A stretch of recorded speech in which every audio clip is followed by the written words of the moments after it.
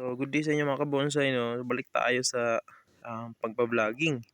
So, yung kasama natin ngayon is yung ating tugas. So, kakaripat ko lang sa kanya. Bagita nyo sa mga nakasubaybay sa ating channel, no? So, yung kanyang paso, planggana lamang po. Pero ngayon is naka concrete pot na siya, no? Yan, no? Concrete pot yan. So, share ko lang sa inyo na kasi may iba kasi natatanong kung or may iba kasi na nasasabi na hindi daw safe yung pagriripat ng bare months, no? Actually, ano na yan? September na ngayon, no? So, bare months na nga. So, ibig sabihin ay palagi na yung pag-uulan or malamig na yung panahon. So, yung ginawa ko sa kanya is hindi tayo nag-abrupt cutting po ng ugat. So yung pinuto lang natin is yung kasya lang dito sa ating paso, no. So marami pang ugat, sobrang daming ugat pa niyan dito sa ating paso. So yung kinuha lang natin is kasi yung lalagyan niya is planggana na malaki. So abot dito yung ugat niya. Pero pinutol natin, abot dito.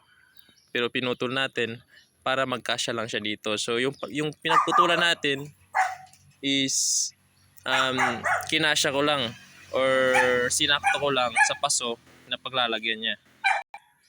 Para kahit paano naman hindi siya hindi siya humina, no. And also bago tayo nag ripat, nag-cut din tayo dito, ayan, no. Nakikita niyo. Bagong gupit po yan, guys. Bagong gupit yan lahat. Nakikita niyo. Yan, kaya nami-maintain natin yung forma niya.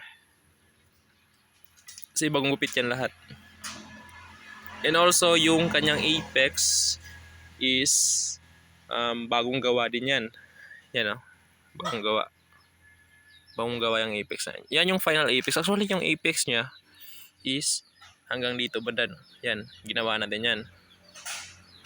Yan, hanggang dito yung apex niya. Yan dito. Yan, oh. Yan, makikita nyo yung apex niya. And dito naman yung finalize ng apex, no. Yan, oh. So ito yung final na apex natin or ito yung desired na tangkad ng ating puno, no. So dito na ako naglagay ng final na apex yan, no. Kita nyo. So nilatag ko lang yung mga available na mga sanga. Yan, guys. Also may bagong sanga din tayo dito. Yan. Bagong sanga din yan. So inayos ko lang. Yan. Actually, guys, marami pa tayong tugas dun. Andun kasi yung area ng mga bonsai ko. So hindi ko na siguro hindi ko napapakita sa next vlog na lang, no, para mas masubaybayan nyo yung mga bonsai natin. So yan, guys, no. Hindi na masyadong mahaba yung video natin ngayon. Short videos lang. Update lang tayo sa mga puno natin. Yan.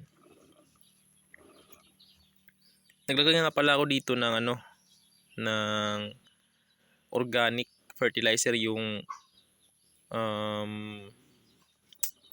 nilalagay sa mga ornamental plants, no. Yung mga lupa. Yung mga pataba ng lupa. Yan. So ugaliin din natin, guys, na maglinis ng mga trunk ng ating mga puno. Dapat binabrush natin yan, dapat walang lumot.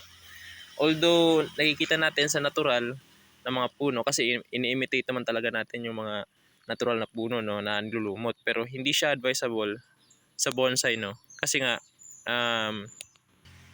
masisira yung kanyang mga balat, no, or masisira yung kanyang balat o yung trunk niya. Tulad dito, no. Masisira yung trunk niya. Kaya ugaliin nyo po na mag-brush or linisin yung inyong mga bonsai, kasi hindi talaga hindi maganda sa mga bonsai natin yung maraming mga lumot, kasi nasisira yung mga balat nila. So yun lang po, guys, no? So maraming salamat sa panonood.